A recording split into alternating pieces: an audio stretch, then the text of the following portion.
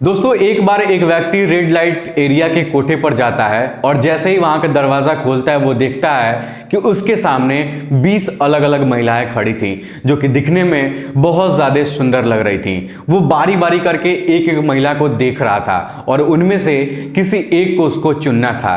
जैसे ही इसकी नजर एक महिला के ऊपर पड़ती है तो उसकी आंखें शर्म से झुक जाती हैं। उस व्यक्ति को ऐसा लग रहा था कि ये महिला जानी पहचानी लग रही है, क्योंकि उसके कपड़े, उसकी बॉडी, उसका चेहरा सब कुछ उसको जाना पहचाना सा लग रहा था। तभी वो उस महिला को लेकर रूम में जाता है और जब उससे बातचीत करता है तो उसको पता चलता है कि वो जो महिला थी वो कोई और नहीं बल्कि उसी की धर्म पत्नी थी, यानी कि उसी की बीवी थी। अपनी बीवी को उस रेड लाइट एरिया के कोठे पर देखकर उसके पैरों तले जमीन खिसक जाती है। वो सोचने पर मजबूर हो जाता है कि आखिरकार करे तो क्या करे, यह कोठे पर कैसे आ गई है, इसके साथ ये कैसे हो गया है। उसके मन में बहुत सारे सवाल थे और उन सवालों का जवाब जानने की वो कोशिश में था। और जब उन सवालों का जवाब उसको मिल जाता है तब वह कुछ ऐसा कदम उठाता है जिसको सुनने के बाद आप भी शायद उस व्यक्ति को सैल्यूट करने पर मजबूर हो जाएंगे। नमस्कार दोस्तों, मैं हूं करण श्रीवास्तव और आज की जो सच्ची घटना मैं आपको सुनाने जा रहा हूं ये सच्ची घटना है बेंगलुरु की। दरअसल एक व्यक्ति होता है जिसका नाम है साहिल। वो बेंगलुरु शहर का रहने वाला होता है और किसी मल्टीनेशनल कंपनी में वो काम भी करता था और कंपनी के काम से ही उसको कुछ दिनों के लिए मुंबई जाना था। उसकी नई नई शादी हुई थी, वो अपनी बीवी को छोड़कर नहीं जाना चाहता था, लेकिन फिर भी कंपनी का काम था तो उसे जाना ही पड़ता। वो अपने पत्नी को बेंगलुरु में छोड़कर और वो मुंबई आ जाता है। मुंबई आने के बाद कई हफ्ते बीत जाते हैं और उसका काम खत्म नहीं होता है।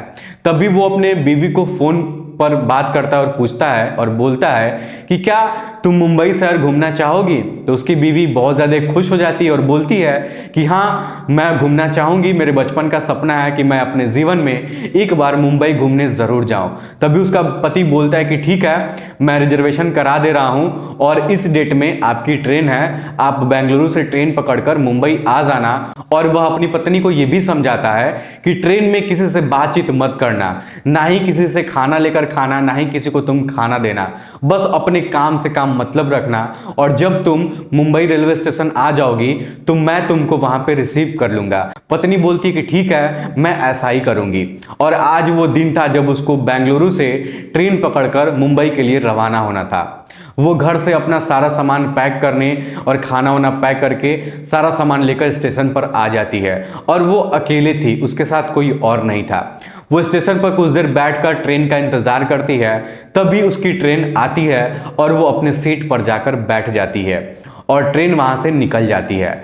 जैसे ही 2-3 घंटे बीतते हैं वो हर 2-3 घंटों पर अपने पति से बात करती है और बताती है कि मैं यहाँ तक पहुँची हूँ, मुझे ट्रेन की खिड़की से इतने अच्छे अच्छे खूबसूरत नज़ारे दिख रहे हैं। वो अपने पति के साथ हर एक बात शेयर करती है और आधे 1 घंटे पर अपने पति से हमेशा बात करती रहती है। उसका पति बोलता है कि ठीक है, तुम आराम से बैठी रहना और उसे बार बार समझाता है कि तुम किसी से बातचीत मत करना। वो ये सारी बातें करने के लिए उसको मना करता है, किसी से बातचीत वो नहीं करती है। लेकिन जब सफ़र काफ़ी लंबा हो, 15-16 घंटे का सफ़र हो, तो जाहिर सी बात है कि इंसान किसी ना किसी से तो बात करता ही करता है। दरअसल जिस ट्रेन के डब्बे में वो बैठी थी उस डब्बे में 2-3 लड़के और थे और ठीक उसके सीट के बगल वाले सीट पर भी वो भी बैठे थे। उन लोगों का भी रिजर्वेशन वहीं पर था। कुछ देर तक लड़के कुछ नहीं बोलते हैं। जैसे ही 3-4 घंटे बीत जाते हैं वो सब इस महिला से बात करने की कोशिश करते हैं, पूछताछ करते हैं कि कहाँ से आ रही हो, कहाँ जाना है, क्या करती हो। बहुत सारी उन दोनों के बीच में बातचीत होती हैं। लड़की भी जवाब देती है, लड़की भी उन लड़कों से बातचीत करती है और बातचीत करते करते उन सब में उन दोनों की, यानी कि उस औरत की और उन 2 लड़कों की, इनके बीच में दोस्ती हो जाती है। इधर इनका पति वेट कर रहा था कि कब अगला दिन हो और वो स्टेशन पर जाकर अपने बीवी को रिसीव कर ले। इधर ट्रेन में उसकी बीवी उन अपने दोस्तों के साथ बातचीत कर रही थी और उनमें घुल मिल गई थी। जब भी खाना वगैरह खाते थे तो एक दूसरे से खाने वगैरह शेयर करते थे, लेकिन इसका पति मना किया था कि तुम किसी के साथ खाना वगैरह शेयर मत करना और किसी का दिया हुआ खाना तुम मत खाना।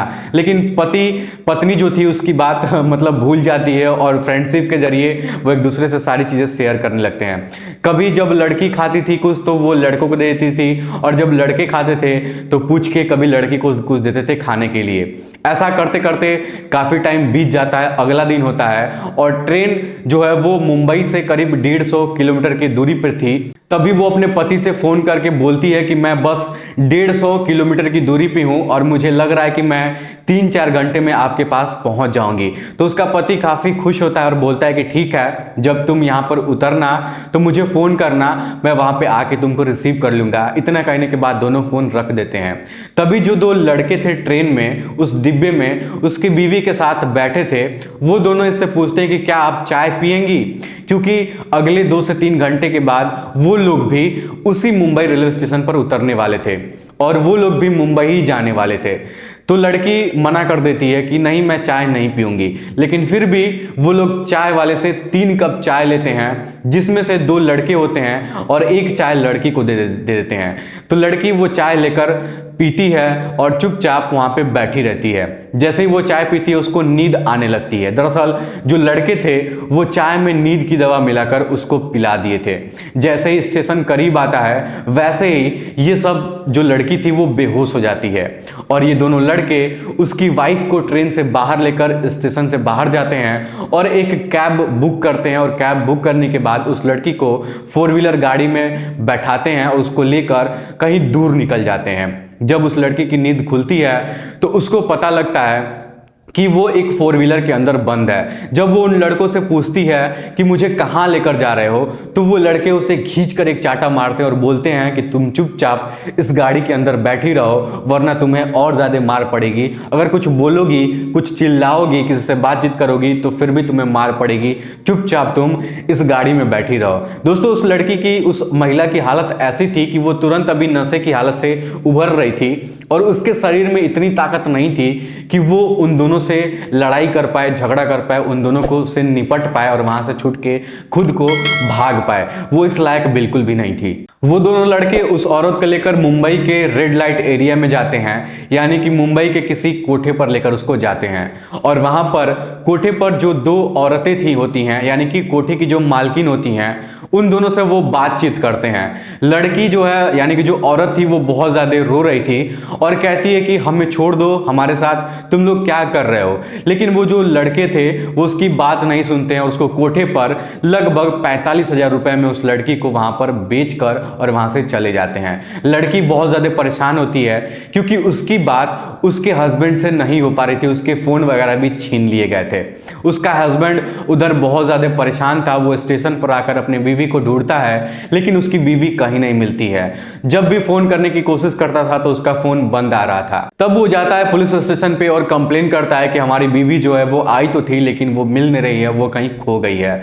फिर इसके मन में कुछ आता है, ये जाता है बेंगलुरु के स्टेशन पे और वहां का सीसीटीवी कैमरा निकाल के फुटेज चेक करता है। तो उसे पता लगता है कि उसकी बीवी ट्रेन में बैठी तो थी, लेकिन मुंबई स्टेशन पे उसका कहीं अता पता नहीं था। इधर उसकी पत्नी बहुत ज्यादा परेशान थी क्योंकि कोठे पर रहना सबके बस की बात नहीं है।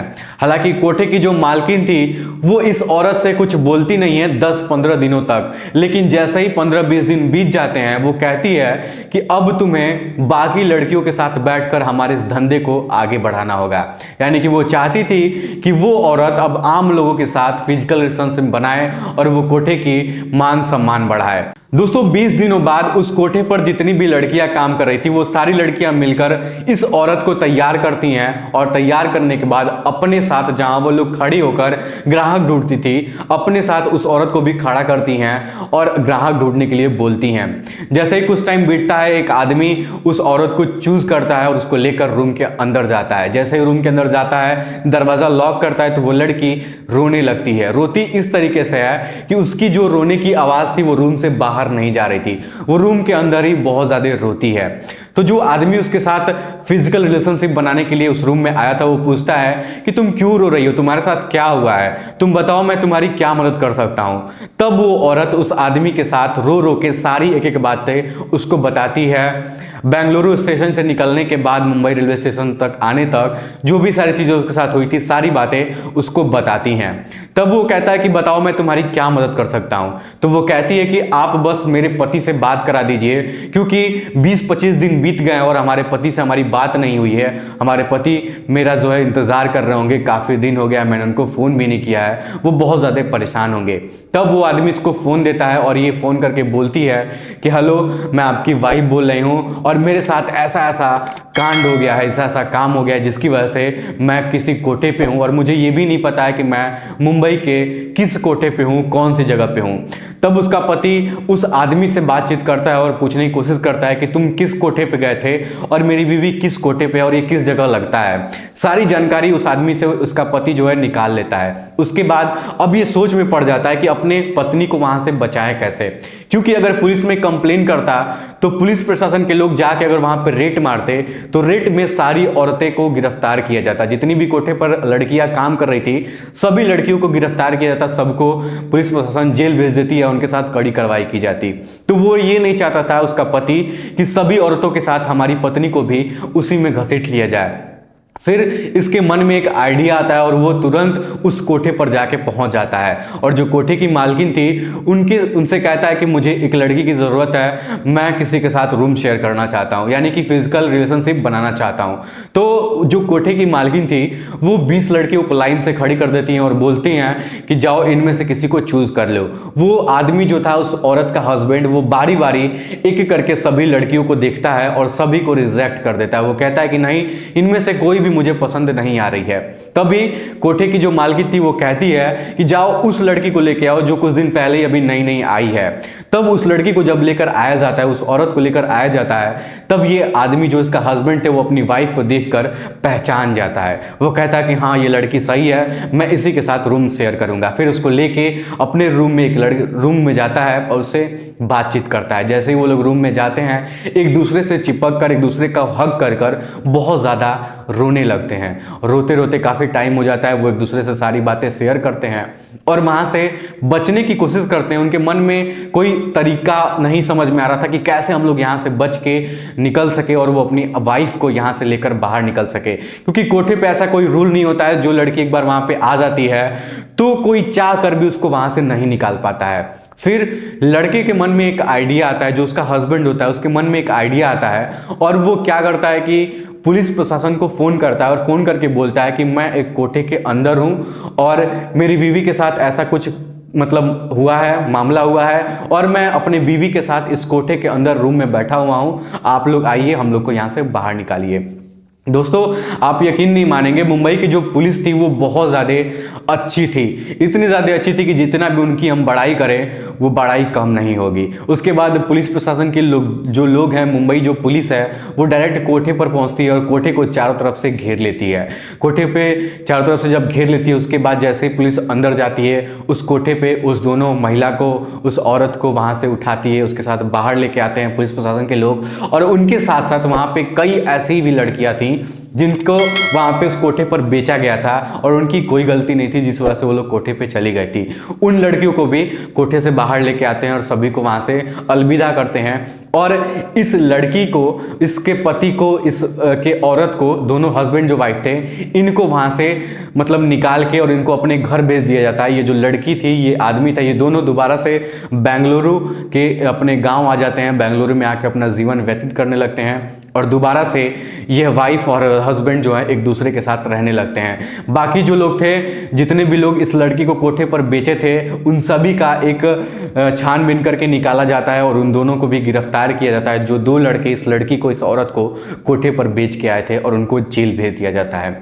दोस्तों इस कहानी को सुनाने का मेरा मकसद आपको परेशान करना नहीं है, आपका दिल दुखाना नहीं है, बल्कि आपको जागरूक करना है ताकि लाइफ में कभी भी आप लोगों के साथ ऐसी गलती ना हो। दोस्तों घर वाले भी ऐसे हम लोग को भी कहते हैं कि कभी भी भी आप ट्रेन में सफ़र करते हैं तो किसी के साथ कोई भी चीज़ें शेयर मत करिए, क्योंकि ऐसे बहुत सारे मामले देखने को मिलते हैं कि ट्रेन में अगर किसी का कुछ आप खाते हैं तो वो लोग कुछ नशीली दवा मिलाकर उसमें दे देते हैं और आपको नींद आ जाएगी, आपका सारा सामान चोरी हो जाएगा, कभी आपको बेच दिया जाएगा। बहुत सारे ऐसे तमाम मामले हमें न्यूज़पेपर में सुनने को मिलते हैं। तो मैं आपसे उम्मीद यही करूंगा कि आज के बाद आप लोग कभी ऐसी गलती अपनी ज़िंदगी में मत करिएगा। चलिए फिलहाल आज की इस वीडियो में इतना ही। वीडियो पसंद आए तो वीडियो को लाइक और चैनल को सब्सक्राइब जरूर करिएगा। धन्यवाद।